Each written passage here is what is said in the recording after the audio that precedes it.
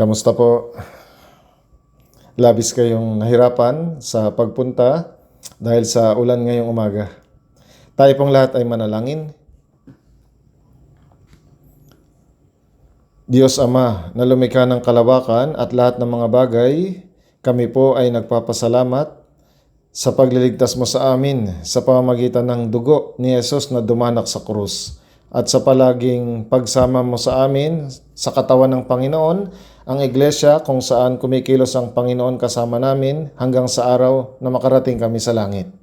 Nagpapasalamat po kami sa paggabay, sa pag-aalaga, sa pag-iingat, at sa pagbibigay sa bawat isa ng mga kaloob upang magawa namin ang mga gawain ng Panginoon. Sa linggong ito, lalo na po ang autumn retreat ay ginaganap sa Gongju. Pakiusap, tulungan at gabayan mo po ang maraming mga kaluluwa na naligtas sa panahong ito na maayos na maitatag sa Panginoon. Nais po naming pagbulayan ang salita ng Panginoon ngayong umaga. Nawa ang Panginoon, ang Espiritu Santo, ang humawak sa mga puso ng mga nakikinig ng mga salita at sa mga nagpapahayag nito upang makapagpatotoo sila ng salita ng Diyos ng tama. Idinadalangin po namin ito sa pangalan ng Panginoong Hesukristo. Amen. Hanapin po natin sa Biblia sa 2 Korinto chapter 8. Tingnan po natin sa 2 Korinto chapter 8. 2 Korinto chapter 8 verse 1 hanggang 5. Ngayon, nais naming malaman ninyo mga kapatid ang biyaya ng Diyos na ipinagkaloob sa mga iglesia ng Macedonia. Kung paanong sa matinding pagsubok ng kapigatian, ang kasaganaan ng kanilang kagalakan at ang kanilang labis na kahirapan ay sumagana sa kayamanan ng kanilang kagandahang loob. Ako ay makapagpapatunay na sila ay kusang loob na nagbigay ayon sa kanilang kakayahan at higit pa sa kanilang makakaya na nakikiusap sa amin ng matindi tungkol sa biyaya na makibahagi sa paglilingkod sa mga banal.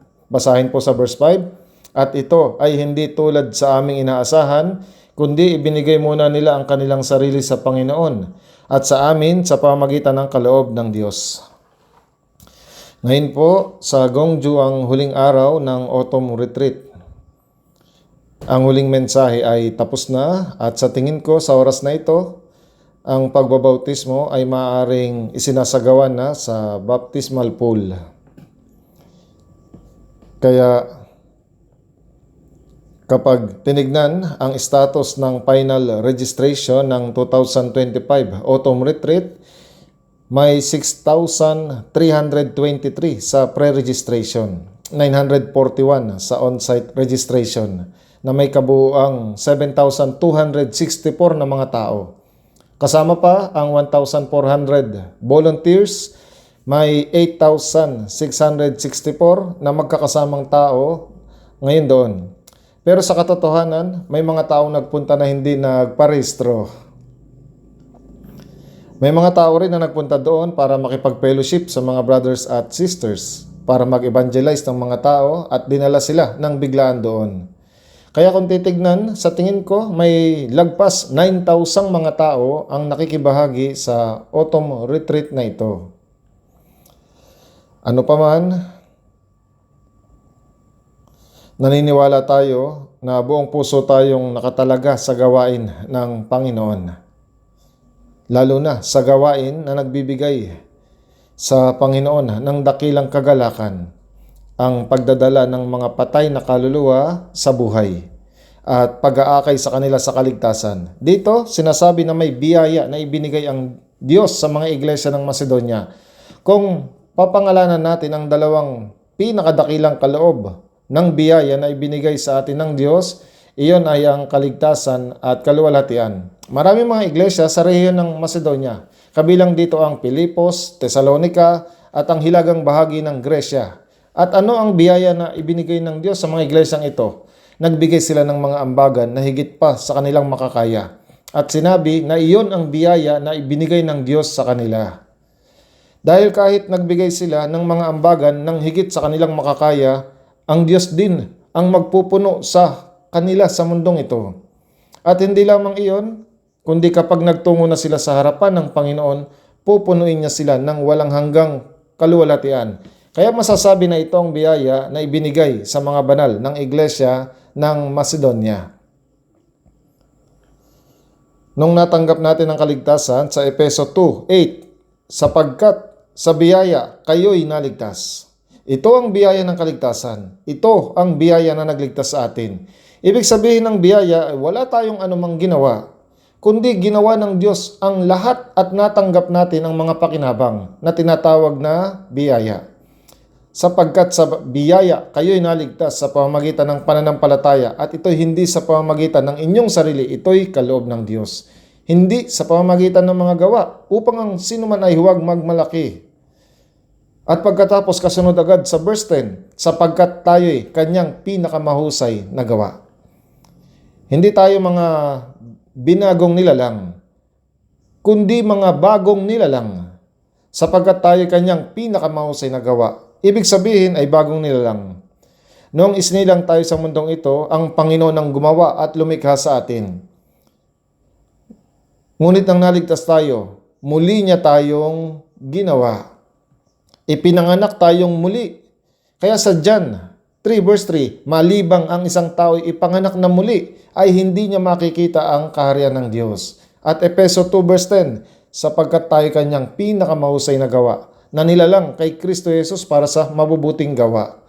Ang dahilan kung bakit niligtas tayo ng Diyos at ginawa tayong mga bagong nilalang ay dahil tayo'y nilalang kay Kristo Jesus para sa mabubuting gawa. Sa verse 10, na inihanda ng Diyos ng una pa. Inihanda niya ito bago pa ang pagkatatag sa mundo upang siya nating lakaran. Ang dahilan kung bakit niligtas tayo ay dahil nilalang tayo para sa mabubuting gawa. At sinabi niya upang siya nating lakaran. Kaya niligtas tayo ng Diyos at ginawang banal at malinis ang ating mga buhay upang maging kanyang sariling bayan. Masigasig na gawin ang mabubuting mga gawa. Gaya ng nakita natin sa binasa natin kanina.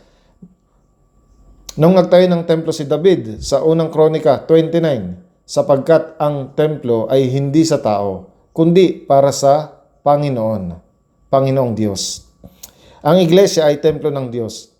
Ang templong ito, ang iglesia, ay hindi talaga para sa atin, kundi para sa Diyos. At kung ano ang para sa Diyos, sa huli para rin sa atin. Hindi natin maiisip ang iglesia na hiwalay sa Diyos. Sinabi ng Diyos, Efeso 2:10, sapagkat tayo'y kanyang pinakamahusay na gawa na nilalang para sa mabubuting gawa. Ang mabubuting mga gawang ito ay umiikot sa lahat ng apat na haligi ng ating buhay pananampalataya. Ang salita, ang panalangin, ang fellowship, at ang evangelism. Ang mga ito ang nagbibigay lugod sa Panginoon, nagbibigay ng kaluwalhatian. Una nating pagbubulayan ang buhay sa salita. May 5 pangunahing aspeto ng pamumuhay sa pamamagitan ng salita. Ang pinakasimple ay ang pakikinig. Sa lumang tipan dahil sa mga Israelita na hindi nakinig sa salita ng Diyos, sinasabi, pakinggan mo Israel, Deuteronomy 6 verse 4, na binibigyan din na kailangan ng pakikinig. Roma 10:17, ang pananampalataya ay nanggagaling sa pakikinig. Napakahalaga ng pakikinig. Sunod po, na kailangan ng higit na personal na kagustuhan ang pagbabasa. Deuteronomy 17:19, at kanyang babasahin sa lahat ng mga araw ng kanyang buhay. Inuutusan tayo ng Diyos na magbasa ng salita. Pagkatapos, sinabihan tayo na pagbulayan ito. Kaya sa mga awit 1, inilalarawan ang mapalad na tao bilang nagbubulay-bulay araw at gabi sa kanyang kautusan. Kailangan nating pagbulayan ng salita. Hindi lamang iyon, sinabihan din tayo na isaulo ang salita. Kaya sa Kawikaan 3 verse 3, isulat mo sa iyong puso.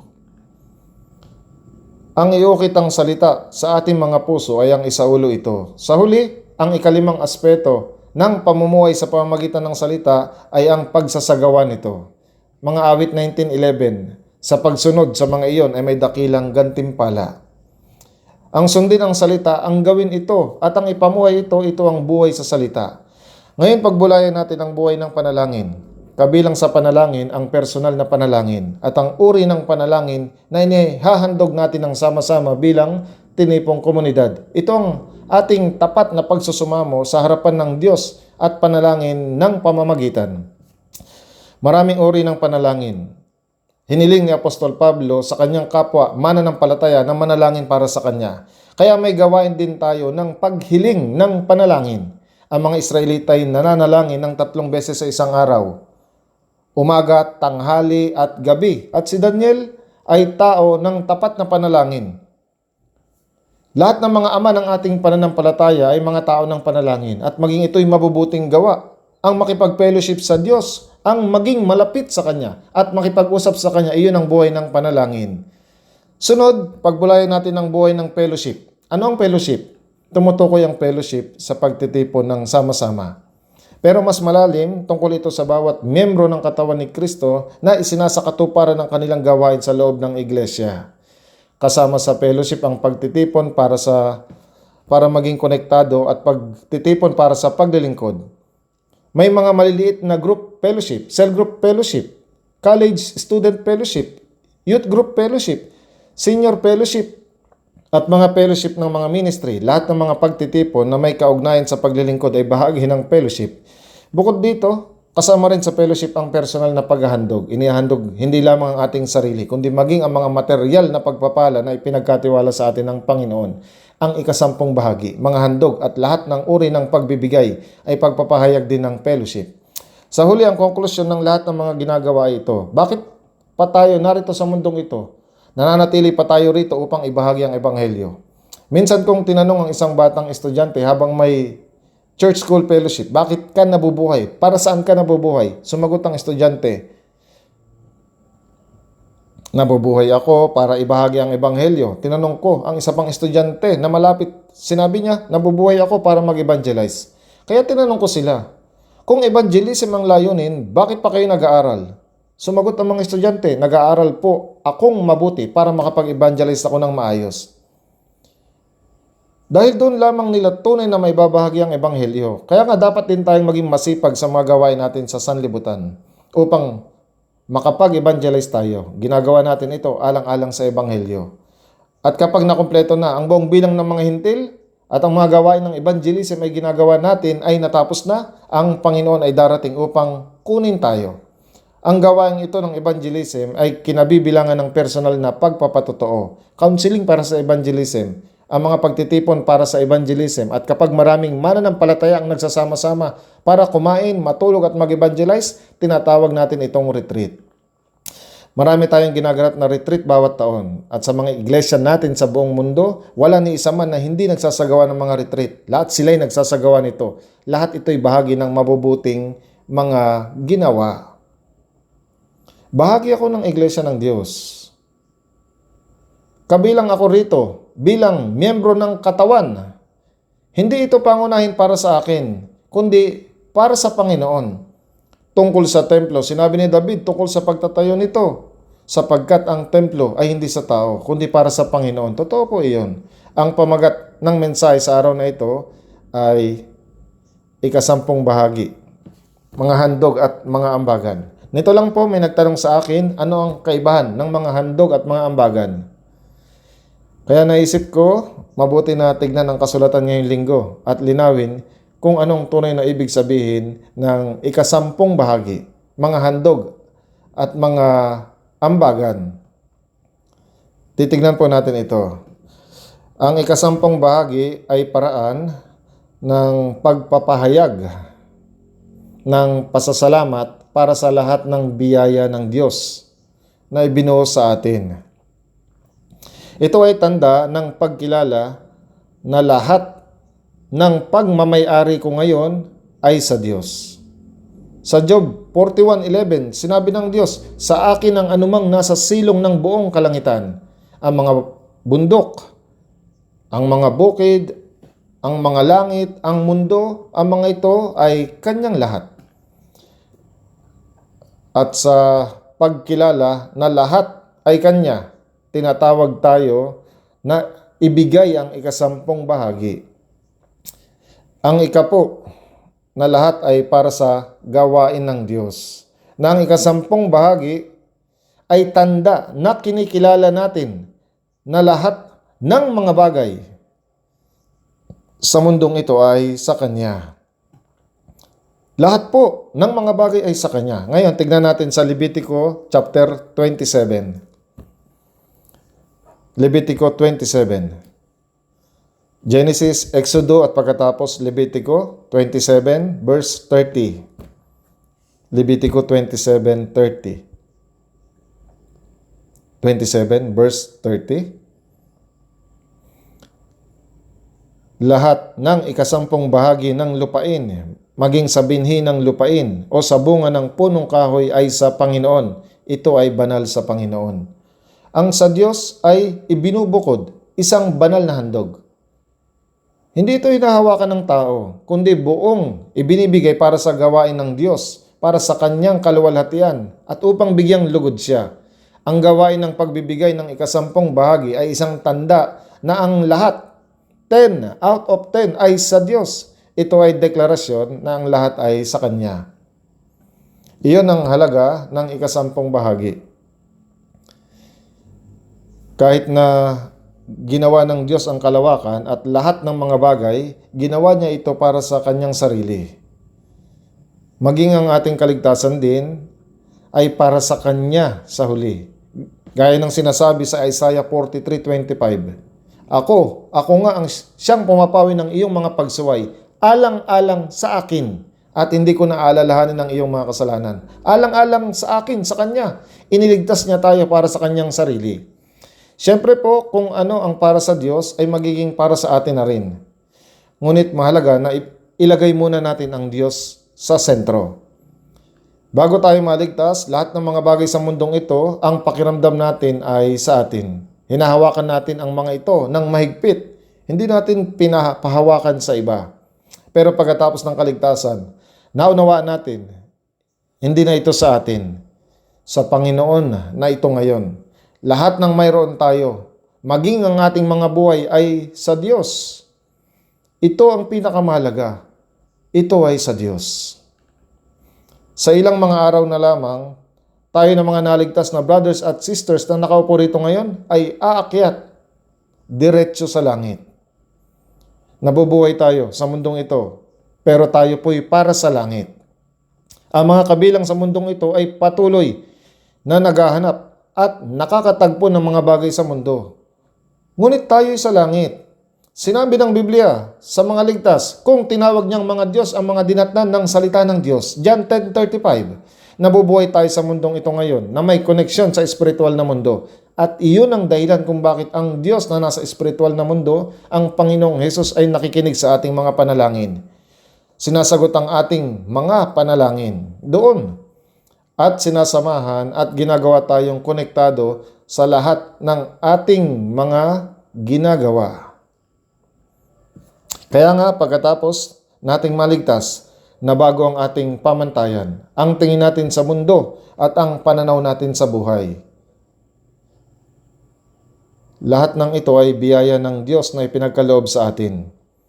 Ang katibayan ng pagpapasalamat natin sa biyayang ito ay ang ikapo. Natatanggap ito ng Diyos at nagagalak siya sa ikapo at kasama ito ginagawa niya ang kanyang gawain. Pinagtatalunan ng iba na ang pagbibigay ng ikapo ay kautusan at sa makatuwid hindi na mahalaga sa panahon ng biyaya. Gayunpaman, nakakalimutan nilang ang lahat ng bagay ay sa Diyos. At ang pag-iikapo ay isang tanda ng kanyang pag-aari. Sa katunayan, ang unang naitala na ikapo sa Biblia ay nang maghandog si Abraham, ama ng pananampalataya kay Melkisedek, na hari ng Salem. Ito ay 430 years bago ang panahon ni Moses.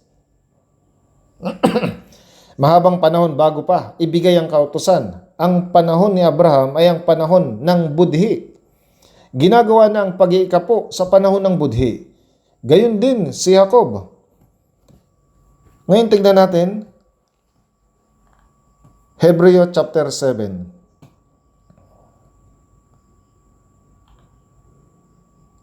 Hebreo chapter 7 verse 1 hanggang 3. Basahin po.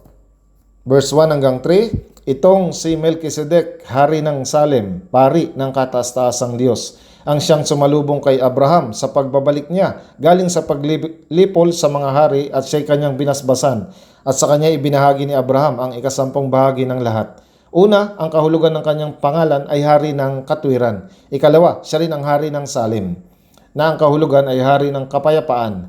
Walang ama, walang ina, walang talaan ng angkan, ni walang pasimula ng mga araw o katapusan ng buhay. Subalit ginawang katulad ng anak ng Diyos, siya ay nanatiling pari magpakailanman.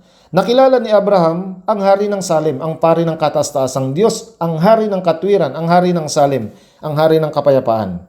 Sinabi, kilala ko si Abraham. Kailan eksakto, kailan itong panahon na nakilala ni Jesus si Abraham? Sa panahong ito, ibinigay ni Abraham ang ikapo kay Melchizedek, ang hari ng Salem, ang hari ng katwiran, ang hari ng kapayapaan. Walang ama, walang ina, walang talaan ng angkan, katulad ng Diyos, ang walang hanggang hari. Ang ibinibigay nating ikapo ay ibinibigay sa Diyos. Ibinibigay natin ang ikapo sa Diyos. Ginagawa ng Diyos ang gawain ng Diyos. Kaya gaya ng sinabi rito, ibinigay ni Abraham ang ikapo na ito kay Jesus, na siyang walang pasimula ng mga araw o katapusan ng buhay. Subalit ginawang katulad ng anak ng Diyos, siya ay nanatiling pari magpakailanman.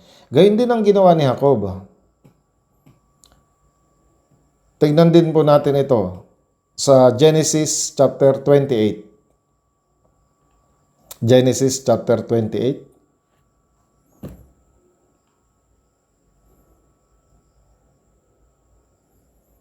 Genesis chapter 28 verse 20 hanggang 22. 20 hanggang 22. Basahin po. Basahin natin. 20 hanggang 22. Si Jacob ay nagpanata na sinasabi, kung makakasama ko ang Diyos at ako'y iingatan sa daang ito na aking nilalakaran, at ako'y bibigyan niya ng tinapay na makakain at damit na maisuot, at ako'y makabalik na payapa sa bahay ng aking ama. Kung gayon ang Panginoon ang magiging aking Diyos, ang batong ito na aking itinayo bilang bantayog ay magiging bahay ng Diyos, at sa lahat ng ibibigay mo sa akin ay ibibigay ko ang ikasampung bahagi sa iyo. Lahat ng aking pag-aari ay sa Panginoon, at ang aking buhay ay sa Panginoon. Lumalakad ang Panginoon na kasama ko, naninirahan siya sa akin, at naninirahan ako sa Kanya. Nasa Kanya ako, at siya ay nasa akin. Bilang katibayan ng buhay na magkasama, na nabubuhay sa Panginoon, si Jacob ay nagbigay din ng ikapo. Ito man ay pagbibigay ng ikapo ni Abraham o ang pangako ni Jacob na magbigay ng ikapo. Iisang puso lamang ito. Sa makatuwid tayo, ang mga ligtas na mga brothers at sisters ay nagbibigay ng ikapo bilang pasasalamat sa biyaya at pagpapalang ibinigay ng Diyos na ipinagkaloob sa atin. Isang tanda ang ikapo na hindi lamang ako ang aking buhay, kundi lahat ng aking pag-aari ay sa Diyos. Naunawaan ko rin na lahat ng sa Diyos ay sa akin. Sinasabi ng ibang bata,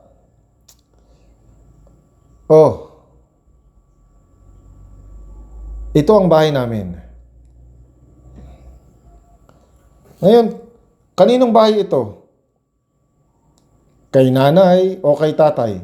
Ngunit sinasabi nila na bahay nila iyon.